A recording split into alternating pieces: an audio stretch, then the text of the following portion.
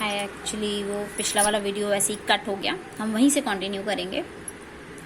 इस तरीके की इंस्क्रिप्शंस लिखी हुई मिलती थी और उनमें कुछ कुछ इंस्क्रिप्शंस थी और ये ऐसे स्टोन पे लिखकर डेड बॉडीज़ के बाहर, इनको मेगैलेट्स कहा जाता है, डेड बॉडीज़ को बरी करने के बाद ऊपर स्टोन लगा दिया जाता था ऐसी इंस्क्रिप्शंस के साथ। तो इसलिए ये मेगैलेट्स का इंट्रोडक्शन हुआ, एग्रीकल्चर का इंट्रोडक्शन हुआ यहाँ पर। 6th सेंचुरी इसलिए भी इम्पॉर्टेंट है क्योंकि यहाँ पर इस टाइम पीरियड से स्टेट्स का डेवलपमेंट शुरू हुआ, एम्पायर्स और किंगडम्स बनने लग गए थे और ऐसा लगा कि एक पॉलिटिकल प्रोसेस सा शुरू हो जाएगा और भी कई सारे चेंजेस देखने को मिले। तो अगर कोई पूछता है कि why this 6th century is important, तो यहाँ पे इंट्रोडक्शन ऑफ मेगैलिथ था, यहाँ पर आपका एग्रीकल्चरल प्रोडक्शन स्टार्ट हो गया था, यहाँ पे स्टेट्स और एम्पायर्स बनना शुरू हो गए थे।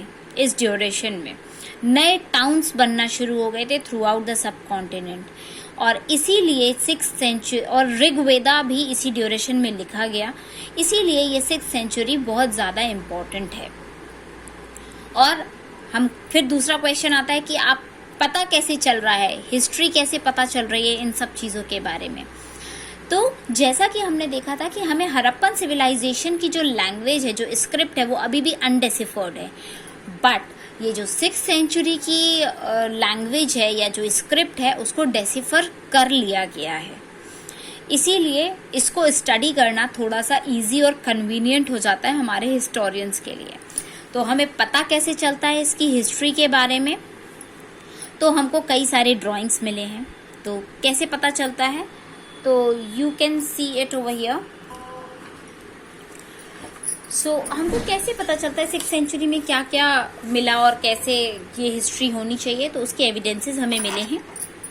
अगर हम ध्यान से देखें तो हमको पता चलता है कि वहाँ इंस्क्रिप्शंस हैं,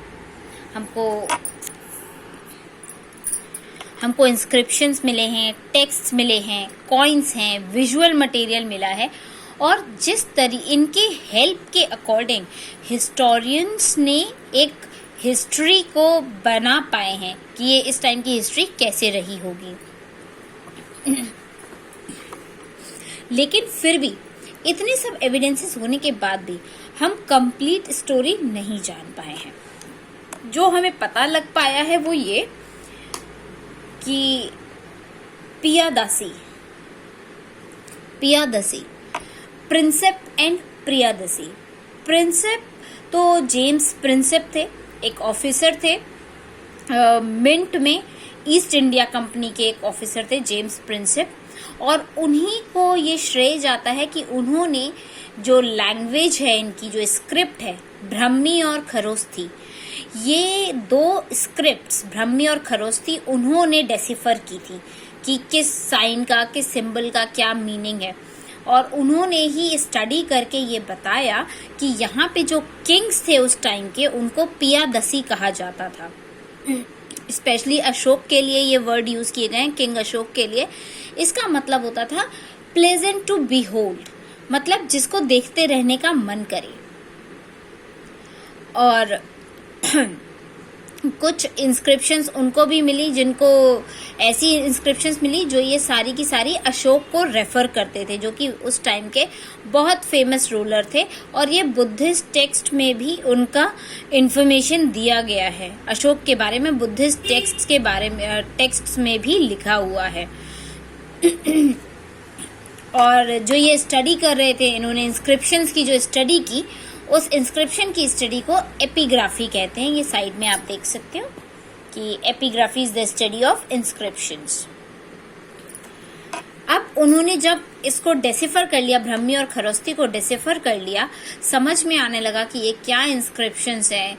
और इंस्क्रिप्शंस यानी कि जो राइटिंग्स स्टोन्स वगैरह पर लिखी होती थी या सरफेसेस पर खुदी होती थी, मेटल्स पे, पॉटरी पे लिखी होती थी। और मोस्टली उन इंस्क्रिप्शंस में क्या बताया गया होता था, जो अचीवमेंट्स थे उन किंग्स के, जो एक्टिविटीज वो किया करते थे वहाँ के लोग, या वहाँ के जो मोस्टली किंग्स के बारे में लिखा गया था, वहाँ के मेन और वुमेन के रिलीजियस इंस्टीट्यूशंस के बारे में लिखा गया था। लोगों ने जो वहाँ डोनेशंस किए थे उनके बारे में लिखा गया था। तो ये एक तरीके की ये जो इंस्क्रिप्शंस होते हैं ये परमानेंट रिकॉर्ड्स होते हैं।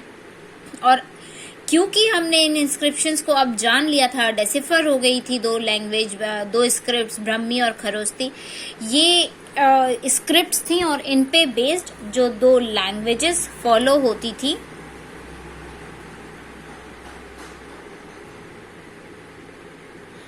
जिनमें ये सारा कुछ लिखा गया था। और अब इंडियन पॉलिटिकल हिस्ट्री, जैसा कि यूरोपियन या इंडियन स्कॉलर्स कहते हैं, उन्होंने इन इंस्क्रिप्शंस को यूज किया, तरह तरह की लैंग्वेजेस को कंस्ट्रक्ट करके देखा, लाइनेजेस को कंस्ट्रक्ट करके देखा, मेजर डायनेस्टीज को रूल करने वाले लाइनेजेस को रूल्ड अप किया कि कौन किसके बाद आया होगा, और एक ब्रॉड कॉन्टोर हमको मिल गया पॉलिटिकल हिस्ट्री के बारे में कि ये कैसे अर्ली डेकेड्स में रहे होंगे, 20th सेंचुरी के अर्ली डेकेड्स में कैसे रहे होंगे। और फिर धीरे धीरे करके ये जो हमारा फोकस था, स्कॉलर्स का जो फोकस था, वो कॉन्टेक्स्ट पॉलिटिकल हिस्ट्री, उन्होंने अपना फोकस शिफ्ट किया to the context of political history, और उन्होंने जानने की कोशिश की पॉलिटिकल चेंजेस और इकोनॉमिक और सोशल डेवलपमेंट्स के बीच में क्या क्या रिलेशन थे। सो पहले था शुरुआत इसी तरीके से की कि क्या पॉलिटिकल हिस्ट्री रही इस जगह की, लेकिन बाद में उन्होंने उसको चेंज किया कि हमें इसके इकोनॉमिक और सोशल डेवलपमेंट के बारे में भी जानना चाहिए। और ये पता चला कि ये हमेशा सिंपल या सीधा सीधा हिसाब नहीं है, यहाँ पर कई अलग अलग तरीके की चीज़ें भी इन्वॉल्व होती हैं, कई और चीज़ें भी डिपेंड करती हैं इसको जानने के लिए कि हिस्ट्री कैसी रही होगी।